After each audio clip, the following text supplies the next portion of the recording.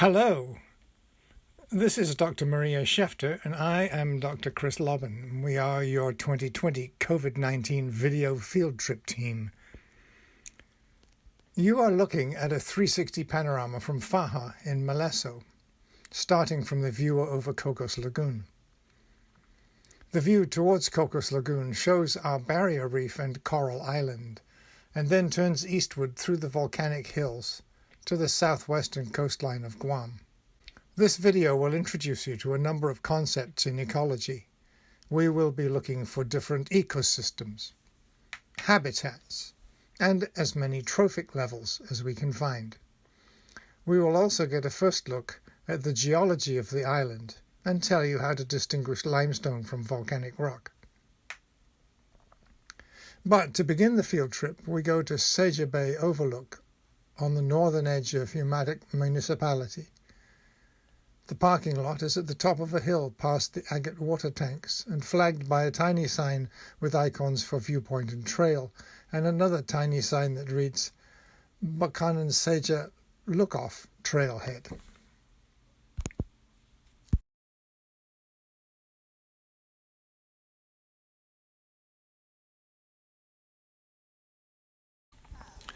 Guam is made of two different kinds of rock. Underlying everything is volcanic rock, which came out of the Earth's crust, sometimes as dark brown lava flows, and sometimes as explosive eruptions of reddish ash. On top of those rocks, white limestone formed from coral growth while it was still underwater. Here you can see a jagged cap, Mount Lamlam, Guam's highest point, and a big slab of layered white and grey rock. Both are limestone. These are the remains of reefs that were growing millions of years ago and have since been pushed up out of the ocean.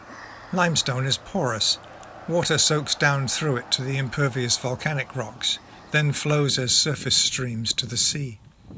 As water passes through limestone, it dissolves some of the carbonate, which can then recrystallize as stromatolite, new biologically formed rock in the streams. This whitish-looking rock that we're looking at here on this waterfall is actually stromatolite. It's been deposited by mosses doing photosynthesis, and the calcium carbonate in the water precipitates around the mosses and the blue-green algae in there and forms new rock. Rainwater that fell on the limestone cap of Mount Lamlam and picked up calcium carbonate cascades over this volcanic cliff as an intermittent waterfall, forming the white stripe on the dark rock here when it dries up. When we look at the lower slopes, we see that the landscape consists of grassy ridges alternating with forested valleys. There are two habitats, which we can recognize by the two different plant communities. A habitat is a set of environmental conditions or factors. The main factor that differs between the grassy ridges and the forested valleys is water. When fires destroy the trees, the amount of evaporation keeps the open habitat too dry for trees to regrow. These habitats are both part of the terrestrial ecosystem. The ravine forest in these valleys is a community of plants and animals that is similar in species to the limestone forest community found on the plateau of northern Guam, but differentiated by plants such as the pago tree and a giant fern that require lots of water.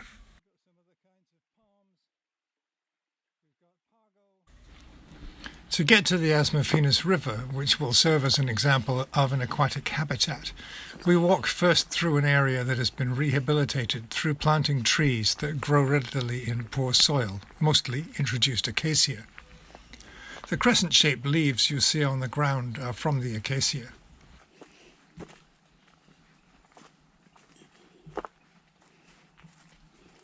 The adjacent area shows how this whole area looked before. The bare red patches are where repeated fires and erosion have stripped off the soil, exposing the red volcanic ash. Without organic matter, that is not soil. While we're on our way down, we catch glimpses of a few animals among the many different plants. Trophic levels are a way of classifying organisms into one of the main functions that they have in an ecosystem, i.e., who eats whom.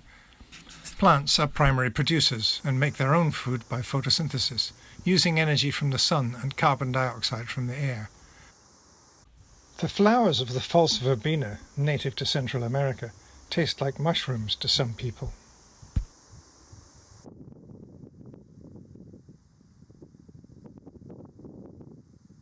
Almost everyone else depends on other organisms for food.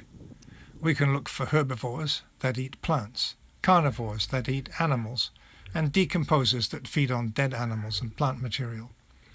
All organisms in an ecosystem are connected in a food web. Most animals are hard to find and harder to photograph.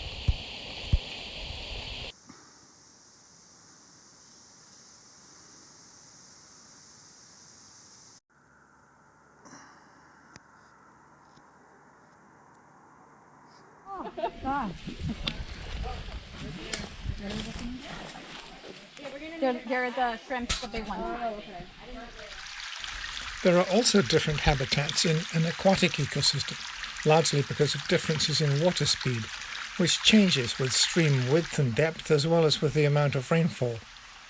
Waterfalls, riffles and pools in the same stream have different conditions of hydrodynamic force, dissolved oxygen and sediment, leading to different animals living in each habitat. Where the water is flowing over the waterfall, it's harder for things to stay attached and there's no sediment, so things like shrimp that live on sediment won't be up on the waterfalls, they'll be down in the pools.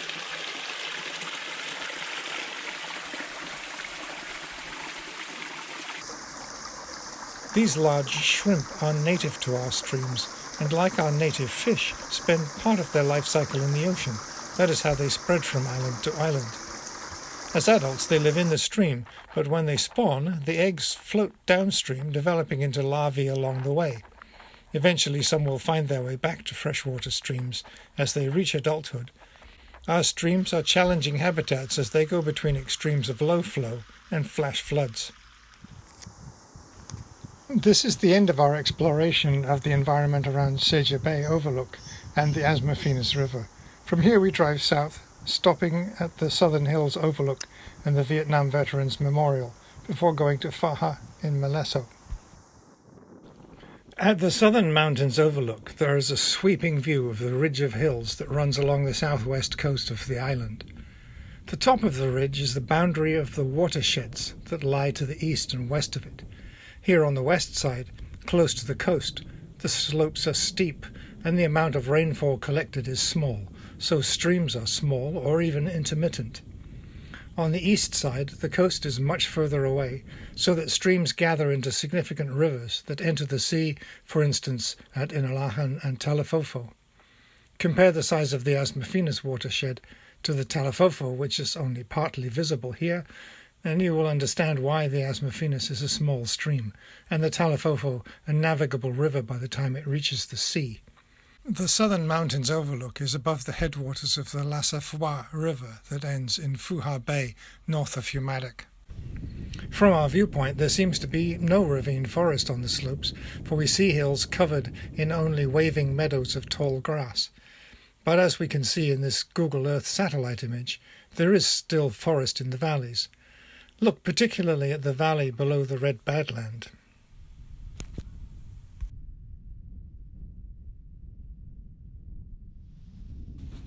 This telephoto view of the grasslands pans up to the top of Mount Hamajung Manglo, where the Easter crosses stand.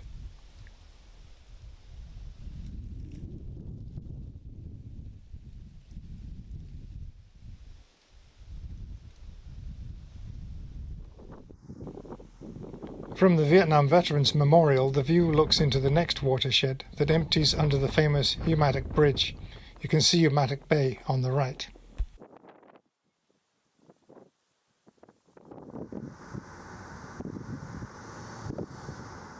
So we've arrived here, parked just behind the cemetery, and we are going to take a walk up the trail starting there.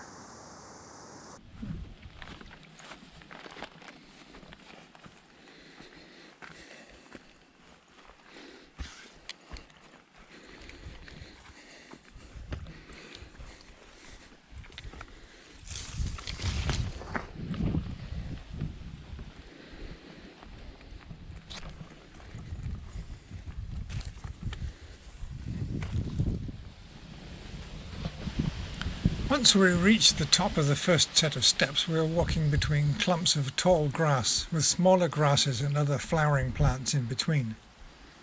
The orange patch you see here is a native parasitic vine called cassitha, which feeds off many kinds of plants that it grows over. It's a medicinal plant. One of the trees here, and common throughout the southern grasslands, is the ironwood tree, Casuarina. It does indeed have hard wood. It is sometimes called the Australian pine, but is in fact an indigenous species. It is also not related to pine trees, but looks similar because it appears to have needle-like leaves and tiny cones. Instead, it is a flowering plant, and those leaves are actually jointed green stems, and its leaves are those minute brown scales that form rings around each joint.